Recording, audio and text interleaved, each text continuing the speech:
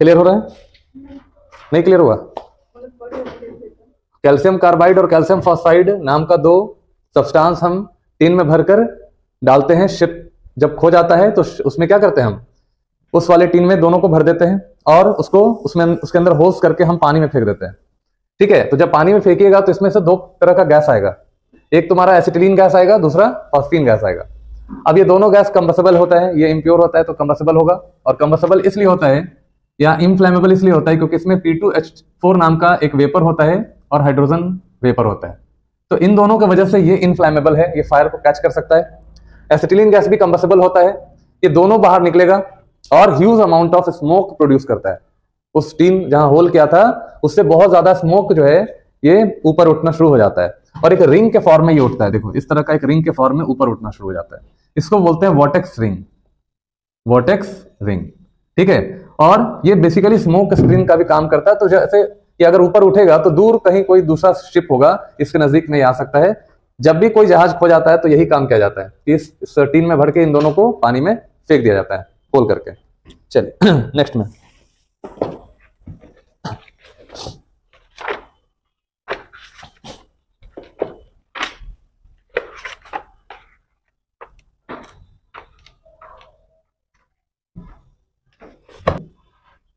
Chloride, phosphorus try chloride, P4 plus Cl2 gives you PCl3, P4 plus Cl2 gives you PCl3। इसको balance कर सकते हैं। तो phosphorus 4 है, यहाँ पे 4 लगा देंगे। क्लोरीन कितना हो गया, 4 × 12 और यहाँ पे 6 × 12। ठीक है, उसी तरह से यहाँ पे फॉस्फोरस प्लस SOCl2 थायोनील क्लोराइड ले लीजिए। यहाँ अगेन आपको PCl3 दे देगा, साथ में SO2 गैस दे देगा और साथ में PCl3 SO2 गैस। हाँ बस, ठीक है। तो ये दो आपका रिएक्शन होता है। और एक और चीज यहां से निकलता है S2Cl2, S2Cl2 ये भी बहुत इंपॉर्टेंट है। ठीक है, तो यहाँ सल्फर डाइऑक्साइड PCl3 ये दोनों आपको मिल जाता है। दो तरीका है बनाने का, हो गया। चलो प्रॉपर्टी में लिखिए कलरलेस, प्रॉपर्टी में लिखो कलरलेस, कलरलेस। ठीक है, दूसरा लिखिए हाइड्रोलाइज्ड विथ मॉइस्चर। जैसे हमारा PCl3 है और मॉइस्चर के प्रेजेंस में इसका हाइड्रोलिसिस करेंगे तो क्या बनेगा, S3PO3 और साथ में S3PO3 साथ में और क्या दे देगा, HCl दे देगा। ठीक है, S3PO3 साथ में HCl दे देगा। तो फॉस्फोरस एसिड हमें यहाँ पे मिल जाता है, फॉस्फोरस एसिड। तो याद रखिएगा PCl3 का मॉइस्चर के साथ हाइड्रोलिसिस, ये इसको स्टार कर लो, ये बहुत ही इंपॉर्टेंट है ना, स्टार कर लीजिए, बहुत इंपॉर्टेंट है। PCl3 का रिएक्शन भी देखी होगी ऑर्गेनिक केमिस्ट्री में, CH3CH2OH हाइलाइट वाले चैप्टर में, PCl3 के साथ C2H5Cl और यहाँ पे CH3COOH का अगर हम रिएक्शन कराते हैं PCl3 का तो यहाँ पे CH3COCl ऑब्टेन हो जाता है। ऐसे एसाइल क्लोराइड यहाँ पे सिंपल हाइलाइट बन जाता है। तो ये दो रिएक्शन है यहाँ पे OH को बाहर निकालना है, यहाँ पे OH को बाहर निकालना है। दोनों में से OH बाहर निकलेगा और हमें हाइलाइट मिल जाता है। अब शेप की बात करें अगर हम, शेप कैसा होगा, तो शेप देखिए PCl3 का जो शेप होता है वो PH3 के जैसा होता है। देखिए PH3 के जैसा होता है, तो यहां लिखेंगे आइसोस्ट्रक्चरल विथ NH3 या PH3। NH3 या PH3 के जैसा ही शेप होता है, सेम हाइब्रिडाइजेशन भी होता है। हाइब्रिडाइजेशन की बात करें तो यहाँ पे फॉस्फोरस का हाइब्रिडाइजेशन क्या हो जाएगा, sp3, और शेप हो जाता है पिरामिडल।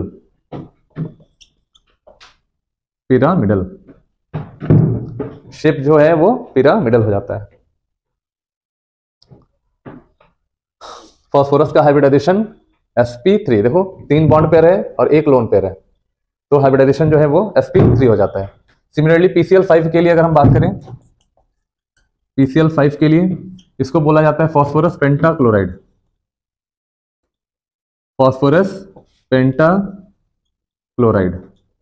ठीक है। इसको भी सेम आपका P4 plus Cl2 को रिएक्ट कराएंगे, हमें मिल जाता है PCl5। बैलेंस कर लो यहाँ पे।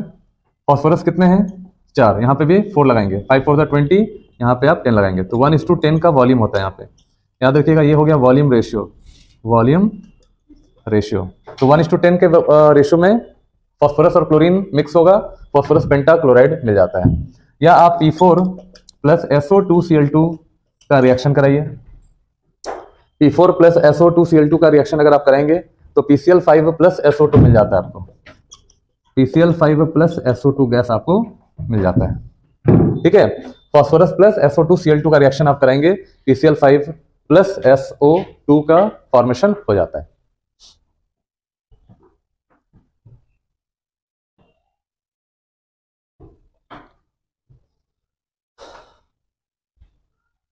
ठीक है, प्रॉपर्टीज की बात करते हैं। अगर प्रॉपर्टीज की बात किया जाए,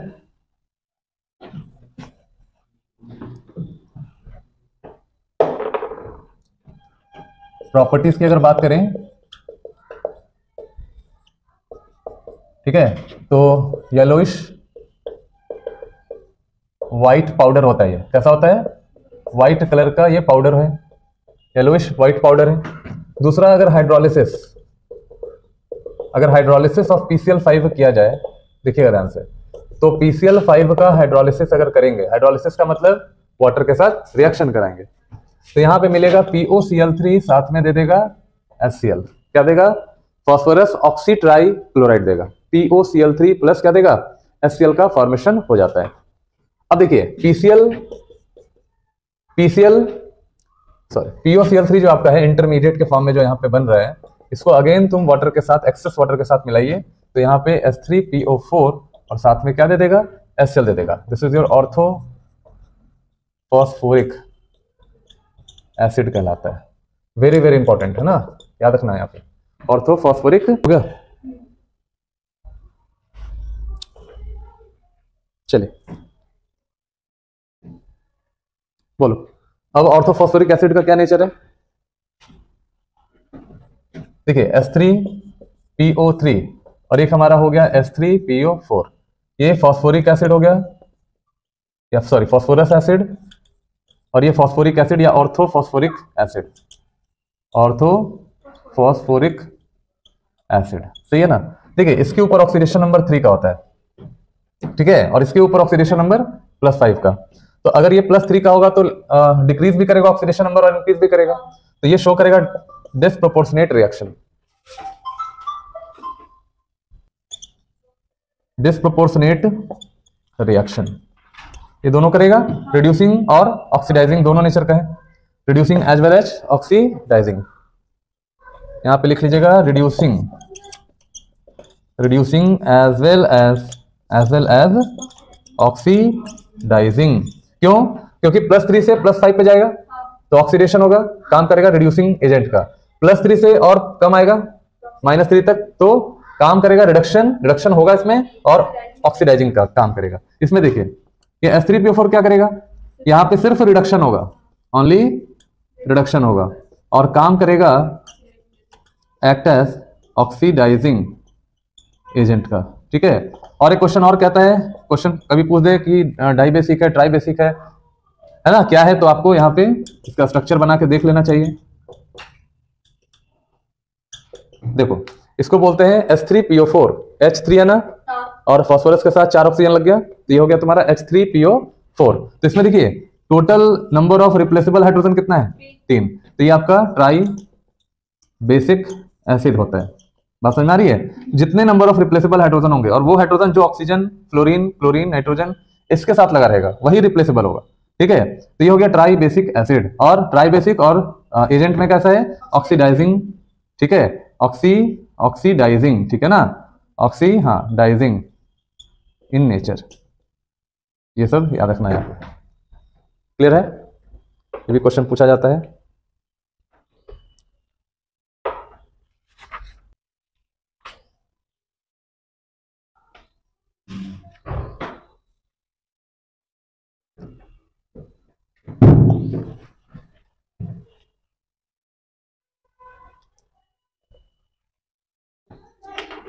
देखिए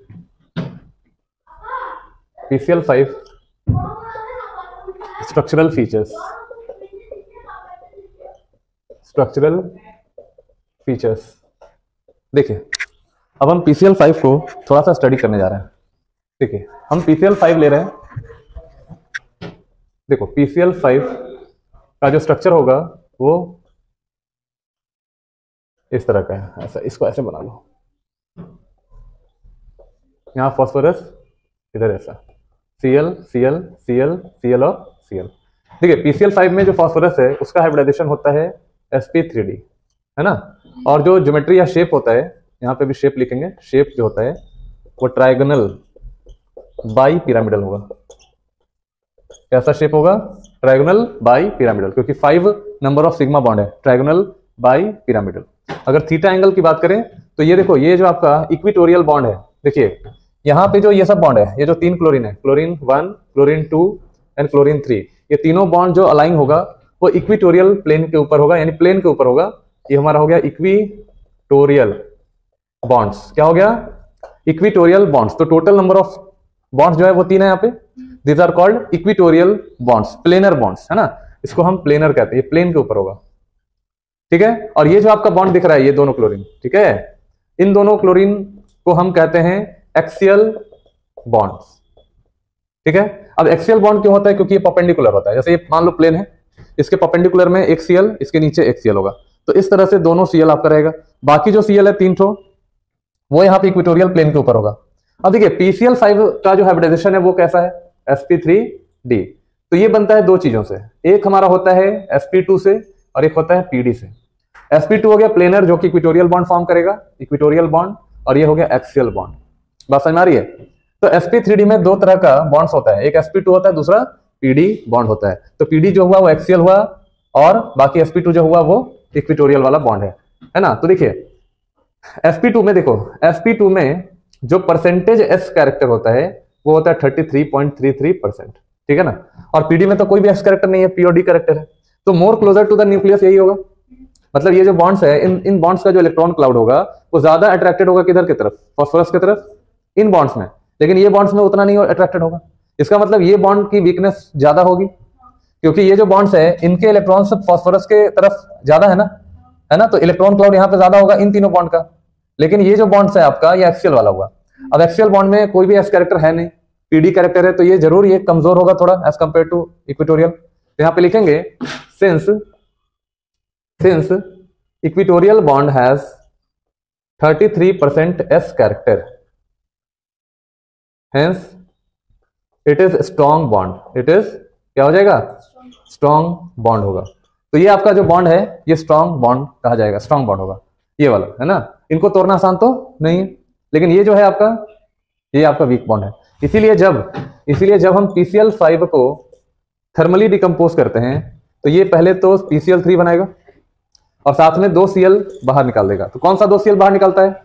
एक्सियल वाला। क्यों? ये वीक होता है। तो ये हमारा ध्यान रखेंगे यहाँ पे कि ये फ्यूम्स प्रोड्यूस करेगा due to evolution of HCl gas, है ना। तो ये आपका गैस मिलेगा, व्हाइट कलर का फ्यूम्स यहाँ मिल जाता है। PCl3 को मॉइस्चर मिल गया, इसके साथ मिलके H3PO3 बनाएगा, साथ में HCl दे देगा। फिर कह रहा है why all bonds in PCl5 are not equal. क्यों नहीं इक्वल होता है? क्योंकि इसमें 2 तरह का बॉन्ड होता है। sp3d आपका हाइब्रिडाइजेशन है, 2 तरह का बॉन्ड होगा, एक sp2 दूसरा pd। sp2 क्या होगा? प्लानर होता है, प्लानर फॉर्म होता है और इक्विटोरियल बॉन्ड बनाएगा। अब देखिए इक्विटोरियल बॉन्ड में 33% एस कैरेक्टर होता है, जो कि न्यूक्लियस से नजदीक होता है, बॉन्ड लेंथ छोटा हो जाता है। और पीडी कैसा है? लीनियर है, ये अनस्टेबल है। ये दोनों क्लोरीन जो एक्सियल पे लगा हुआ है वो डिसोसिएट कर जाता है, टूट जाता है। चलिए नेक्स्ट में लिखे oxo acids of phosphorus. Oxo acids of phosphorus, oxo acids of phosphorus. देखिए ये सब आपका स्ट्रक्चर हो गया, जितने भी फॉस्फोरस के सारे ऑक्सो एसिड्स हैं। ऑक्सो एसिड्स मतलब इनमें ऑक्सीजन के साथ साथ हाइड्रोजन भी रहेगा। अब देखिए पहला है H3PO2, चार्जेस फॉस्फोरस पे कितना है? +1। H3PO3 को क्या बोलेंगे? Ortho phosphorous acid. H3PO2 को हाइपो फॉस्फोरस एसिड। H3PO4 को क्या बोलेंगे? ऑर्थो फॉस्फोरिक एसिड, समझ रहे हैं। H4P2O5 को बोलते हैं पायरो फॉस्फोरस एसिड। H4P2O6 को बोलते हैं हाइपो फॉस्फोरस एसिड। H4P2O7 को बोलते हैं पायरो फॉस्फोरिक एसिड। और HPO3 का होल थ्राइस है साइक्लोट्राई मेटा फॉस्फोरिक एसिड। सब नाम है, याद रखना है। अब देखिए सबका स्ट्रक्चर यहाँ दिया हुआ है। H3PO2 में फास्फोरस के साथ 2 हाइड्रोजन यहाँ पे रहेगा, ठीक है ना। सिंपल देखिए यहाँ पे 2 हाइड्रोजन दिख रहा है ना, ये दोनों हाइड्रोजन रहेगा। और उसके बाद यहाँ पे एक OH है, तो OH यहाँ पे है तो H निकलेगा एक ही ना, ये आपका मोनो बेसिक होता है, मोनो बेसिक होता है, एक ही H रिप्लेसेबल होगा, मोनो बेसिक होता है। समझ में आ रहा है? तो चलिए ये हो गया मोनो बेसिक, एक ही OH है। अच्छा PO बॉन्ड कितना है? एक है, समझ में आ रहा है। और PH बॉन्ड कितना है? 2 है। तो ये एक्ट करेगा रिड्यूसिंग एजेंट का। किस चीज का काम करेगा? रिड्यूसिंग एजेंट का काम करता है, ध्यान रखिएगा। H3PO2 ना स्ट्रॉन्ग रिड्यूसिंग एजेंट है ये, ठीक है। दूसरा H3PO3 में देखिए इसमें कितने OH है? 2 OH है, तो ये आपका डाई बेसिक होता है, डाई बेसिक एसिड होता है। 2 OH रहेगा तो डाई बेसिक एसिड है यहाँ पे, है ना। फिर यहाँ पे देखो PO बॉन्ड भी एक ही है ना, PO बॉन्ड कितना है बोलो? एक है, ठीक है। तो ये आपका डाई बेसिक PO बॉन्ड एक आपका। H3PO4 में देखिए कितना, बोलिए? हाँ ट्राई है ना, ट्राई बेसिक, ट्राई बेसिक। उसके बाद PO बॉन्ड कितना है?